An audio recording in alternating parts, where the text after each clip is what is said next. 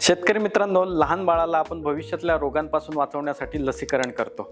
त्याचप्रमाणे आपल्या निरोगी पिकासाठी देखील बीज प्रक्रिया ही फार महत्त्वाची आहे.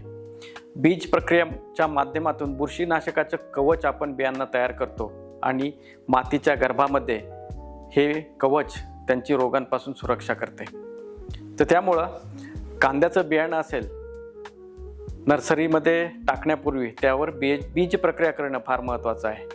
तर त्यासाठी 1 किलो कांद्याच्या बियाण्यासाठी आपल्याला 2 ते 3 ग्रॅम कार्बेंडेझिम हे बुरशीनाशक वापरण्याची गरज आहे. जर बुरशीनाशक वापरायचं नसेल तर तुम्ही जैविक बुरशीनाशक म्हणजे ट्रायकोडर्माचा वापर 10 ग्रॅम प्रति किलो या प्रमाणात करू शकता. कार्बेंडेझिम मोजून 2 ते 3 ग्रॅम घेतल्यानंतर त्याला 1 किलो बियाण्यास चोळावे.